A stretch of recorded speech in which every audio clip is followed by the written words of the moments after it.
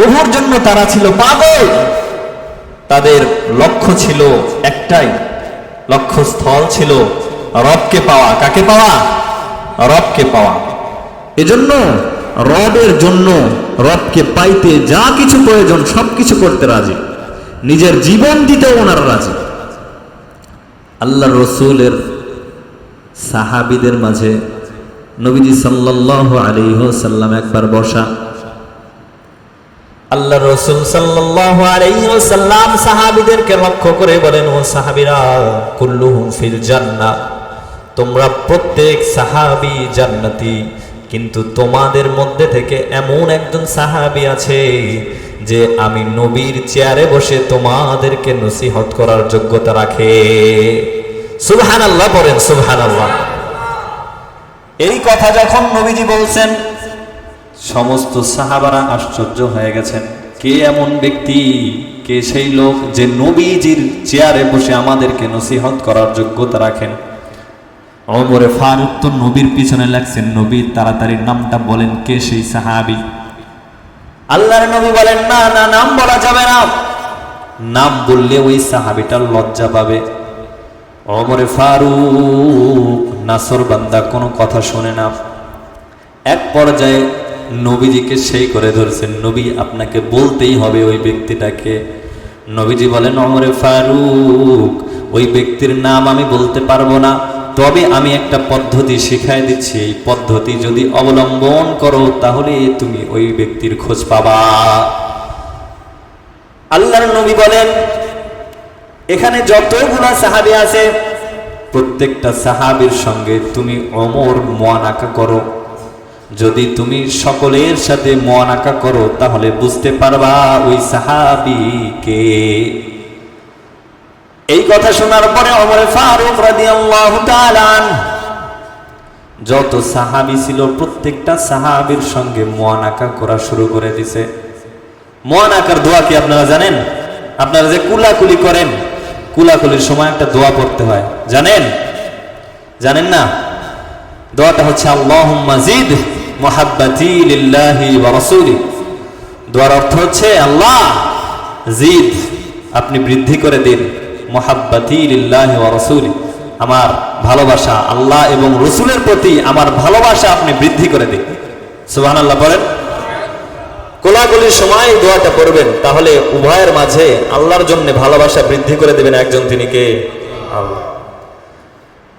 ওমরে ফারুক রাদিয়াল্লাহু তাআলা আনহু মুআনাকা করতেছেন, কোলাকুলি করতেছেন। কোলাকুলি করতে করতে করতে করতে এক পর্যায়ে যখন খাব্বাব নামে একজন সাহাবীর সাথে কোলাকুলি করতেন, খাব্বাব রাদিয়াল্লাহু তাআলা আনহুকে যখন জড়িয়ে ধরছেন, জড়িয়ে ধরার পরে হাতটা যখন পিঠে লাগছে, ওমরে ফারুক দেখেন খাব্বাবের পিছে কেমন জানি একটা গোশত নেই, শুধু হাড্ডিগুলো বাজে। ওমরে ফারুকের সন্দেহ হয়েছে।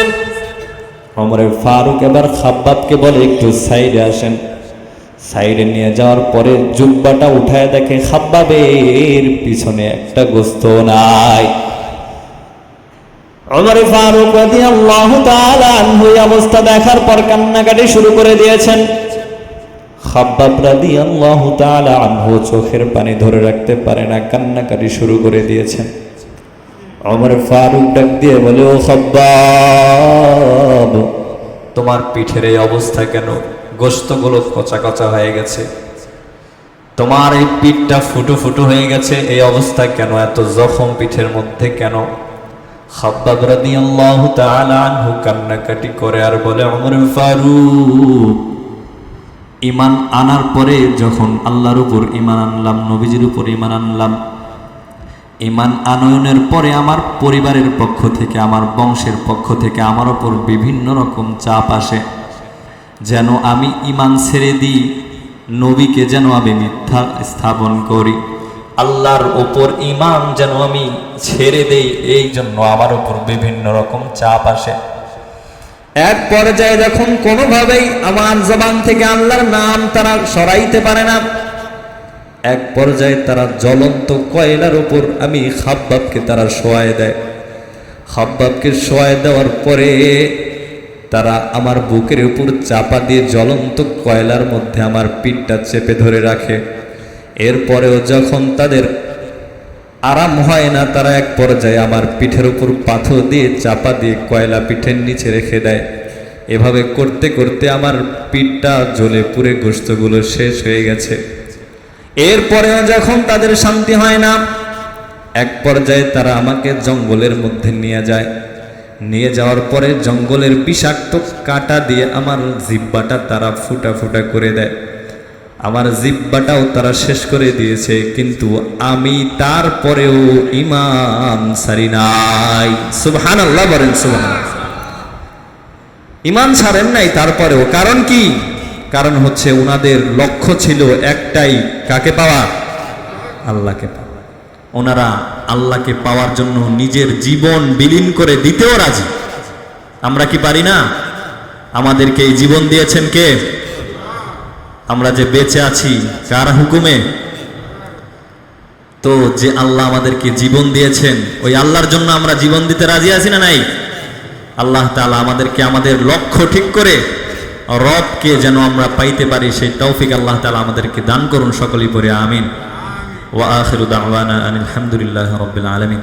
যারা সুন্নাত পড়েন নাই